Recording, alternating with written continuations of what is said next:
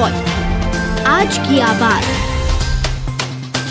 OBC आरक्षण के मुद्दे पर भाजपा और कांग्रेस में आरोप प्रत्यारोप का दौर लगातार जारी है।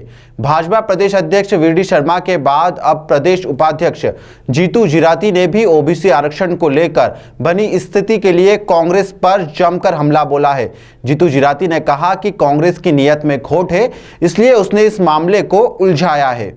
पंचायत चुनाव के मद्देनजर भाजपा प्रत्याशियों की रैली में दाखिल होने आए जीतू जिराती ने ओबीसी आरक्षण को लेकर बनी स्थिति के बाद कांग्रेस पर जमकर हमला बोला। जिराती ने कहा कि पिछड़ा वर्ग आरक्षण को लेकर जो परिस्थिति निर्मित हुई है वो कांग्रेस की गैर जिम्मेदारी के कारण बनी है और सभी लोग यह अच्छे तरीके से जानते हैं। नहीं, देखिए, ये स्पष्ट है, पूरा जग देख रहा है, सजग है इस देश के नागरिक, प्रदेश के नागरिक। आप सब लोगों के माध्यम से, मीडिया के माध्यम से, सोशल मीडिया के माध्यम से लोगों के बीच में ये सारा संदेश जाता है।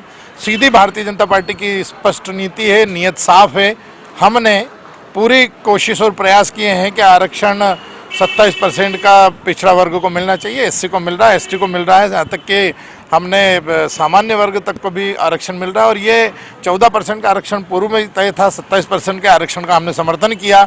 लेकिन स्पष्ट दिखाई दे रहा है कि कांग्रेस की नीयत और उनकी उसके अंदर खोट है। जिस तरह से चुनाव को रुकवाने के लिए पिछड़े वर्ग के आरक्षण को कहीं ना कहीं प्रभावित हो, वो ख़त्म हो, इस बात को लेकर के कांग्रेस कोर्ट में गई और कोर्ट ने ये जो डिसीजन दिया है ये कांग्रेस के विरोध के कारण ये डिसीजन आया है।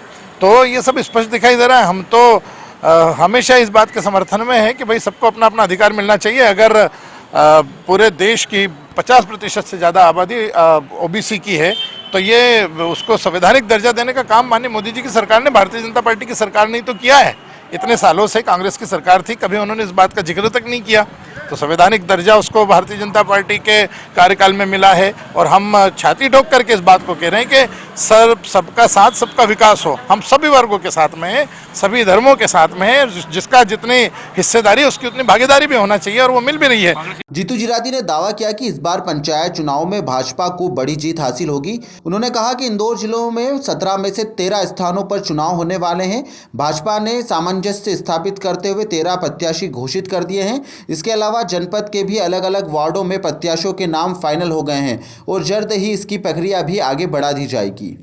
जब ये आपने वोट बैंक को चुराने के लिए माननीय कमलनाथ जी ने 27% की घोषणा तो कर दी, लेकिन उसको अमली जामा ठीक तरीके से पहनाया जाए। 15 महीने की आपकी सरकार थी, न तो आपके वकील वहाँ पर कोर्ट में खड़े हुए, न मजबूती से पक्ष रखा गया, ये बात सब देखते हैं। और हमने घोषणा की, हमारी सरकार वहाँ पर खड़ी हुई, हमारे वकील वहाँ पर खड़ी हुई और माननीय मुख्यमंत्री जी ने इस बात की घोषणा की है कि दिल्ली स्तर तक लगा करके केंद्रीय स्तर तक बड़े से बड़ा वकील इस बात की वकालत के लिए खड़ा किया जाएगा। ये हमने कहा, ये स्पष्ट है। कांग्रेस का तो काम है आरोप लगाना, कांग्रेस को नहीं। देखिए, ये क्या है, उमा जी ने इस बात को कहा है, उमा जी ने कुछ सोच समझ के कहा होगा।